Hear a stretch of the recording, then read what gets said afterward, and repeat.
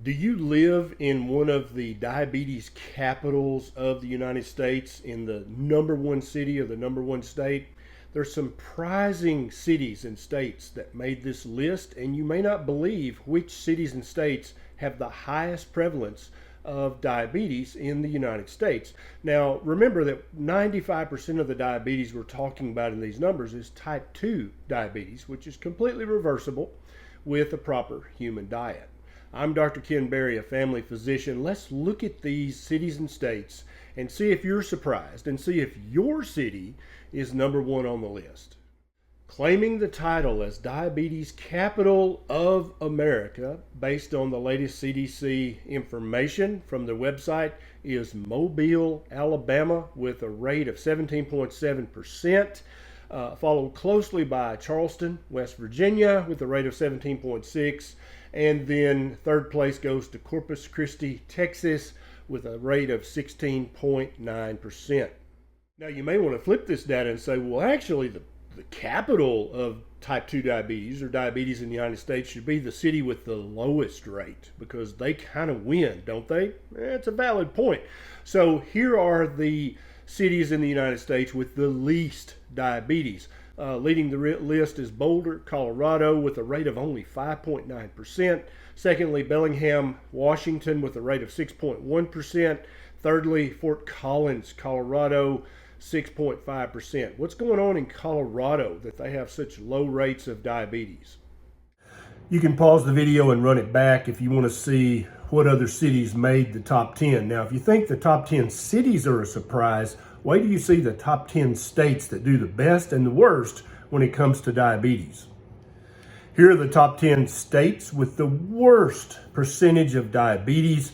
Winning the capital state of America of diabetes is Alabama, with a rate of 16.1%, followed or tied actually with West Virginia, also 16.1%, and then Mississippi coming in third with 15.6%. Now, which states did the best when it comes to percentage of diabetes?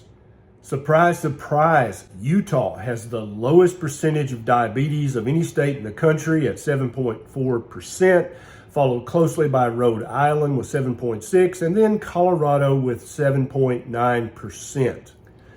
Now, let's break these numbers down by demographic and socioeconomic bullets. Have you ever wondered, I wonder which ethnicity has the highest rates of diabetes in the United States? I think it's a question that needs to be talked about, because the ethnicities that suffer the highest rates definitely need to come together as a community and work with healthcare providers to get this rate down, because this rate is too high. Winning or losing this race ethnicity battle in the United States is the black population with a rate of 15.5%. Coming in a close second, or second from last, is the American Indian population with a rate of 14%. And then coming in third is the Hispanic population with a rate of 11.6%. These populations have to take this diabetes seriously for a multitude of reasons. Well, what about level of educational attainment? Does that make any difference? Turns out it makes a huge difference. Now, nobody's saying that just because you got a PhD, you're somehow magically protected from diabetes. It doesn't work that way. There are many confounding variables and variables that contribute to these rates of diabetes.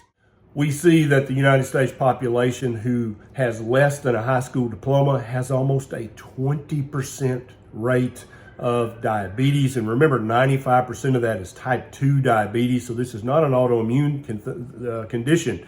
This is a condition brought on by eating the wrong foods. And then if you had a high school diploma, 14%. If you had some college, 13%. And then if you graduated college, only 7.7%.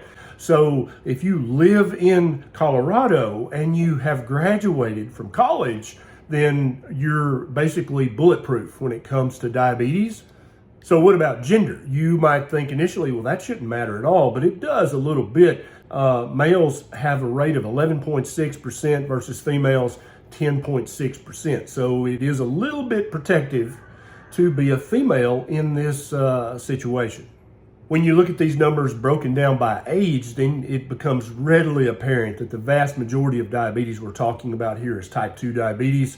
Between the ages of 18 and 44, the rate is 3.2%. It's still very, very rare that someone under the age of 44 is diagnosed with type 2 diabetes. It's becoming much more common than it should be, but still relatively rare. Between the ages of 45 and 64, the rate jumps up to 14.6%. And then over the age of 65, the rate just skyrockets up to 22.5%.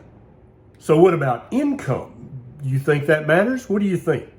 So yeah, it matters a lot. If you make less than $25,000 a year, you've got a 19% rate of diabetes in your community. If you make between $25,000 and $50,000, your rate goes up to 14.6%. If you make from $50,000 to $75,000, your rate goes down to 11.2%. And then if you make $75,000 or more, your rate is down to Colorado levels at 7.5%. So does being wealthier, does that protect you somehow? Or is it the knowledge that comes with being wealthier, the access to information that comes from being wealthier? Many people would say, well, wealthy people just have more access to healthcare providers. And I would argue that's probably not what's causing this.